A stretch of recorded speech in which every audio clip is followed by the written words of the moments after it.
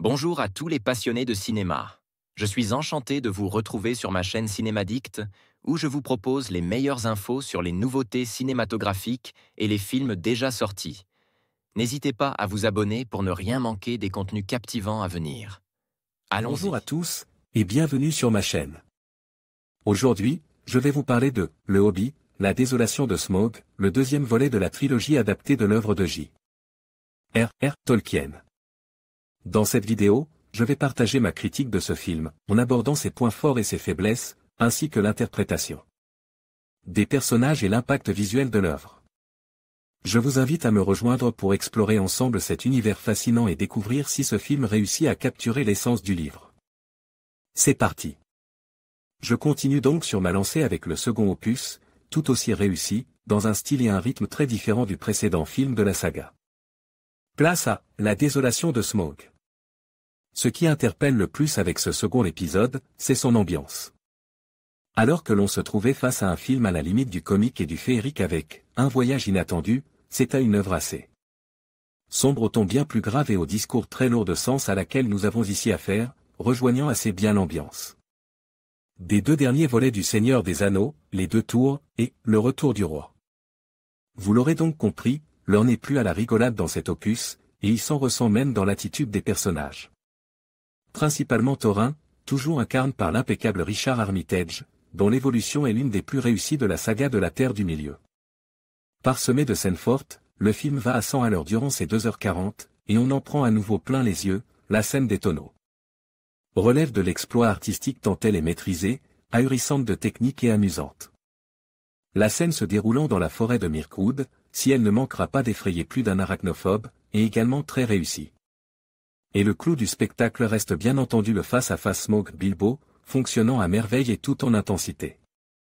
L'acteur, Martin Freeman, entend le dragon, double dans la version originale par le talentueux Benedict Cumberbatch, se donne la réplique de manière tellement fluide et palpitante qu'on réalisait à ce moment-là qu'en plus d'être une merveille en termes de visuel. La saga est également une réussite en termes d'écriture, et ce à tous les niveaux. La désolation de Smaug voit l'arrivée de nouveaux personnages dans l'univers de la Terre du Milieu, notamment Tauriel, apportant une touche féminine à ce casting très masculin à la base, interprété avec fougue par la ravissante Evangeline Lilly. Si sa love story avec le nain Kili, Aidan Turner, excellent, avait pu paraître ridicule lors de son annonce aux fans avant la sortie du film, il faut avouer qu'elle est ici très bien traitée.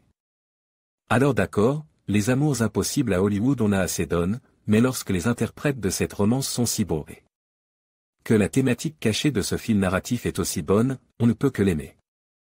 Autre nouveau personnage clé faisant son arrivée dans la saga par le biais de cet opus, Barr, joué par Luke Evans, Dracula Untold. Fast and Furious 6.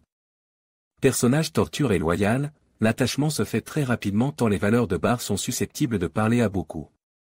Passons à la bande originale, c'est toujours Howard Shore qui est à la barre, et autant dire qu'il remplit le boulot de manière admirable.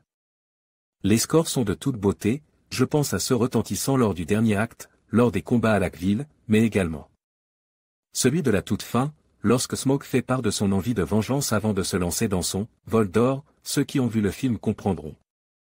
Parlons-en de ce fameux dragon.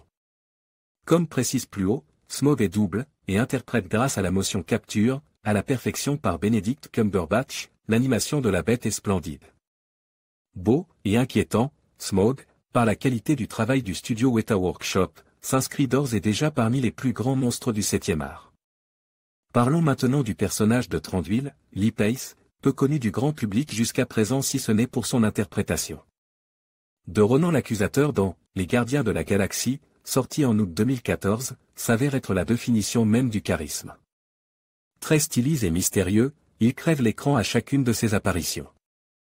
Intéressons-nous enfin à la mise en scène, Peter Jackson s'amuse toujours comme un fou et ce pour notre plus grand plaisir, du moins celui des fans, et rien que pour ça, pour cette passion si communicative de l'œuvre de Tolkien, vivement, la bataille des 5 armées. Note, 8/10. Le Hobbit, la désolation de Smaug, de Peter Jackson, sorti dans les salles françaises le 11 décembre 2013, avec Martin Freeman, Ian McKellen, Evangeline Lilly, Orlando Bloom. Synopsis, les aventures de Bilbon Sackey, paisible Hobbit, qui sera entraîne, lui. et une compagnie de nains, par le magicien Gandalf pour récupérer le trésor détenu par le dragon Smaug. Au cours de ce périple, il mettra la main sur l'anneau de pouvoir que possédait Gollum. En conclusion, la critique de « Le Hobbit, la désolation de Smaug » par Quentin nous offre une perspective enrichissante sur les choix narratifs et visuels du film. Bien que certaines décisions puissent susciter des débats parmi les fans de Tolkien, il est indéniable que le long-métrage parvient à capturer l'essence de l'aventure et à développer des personnages mémorables. La performance de Benedict Cumberbatch en tant que Smaug reste un point fort, tout comme les paysages époustouflants de la Nouvelle-Zélande. En somme, cette œuvre, malgré ses imperfections, mérite d'être appréciée pour son ambition et son esthétique.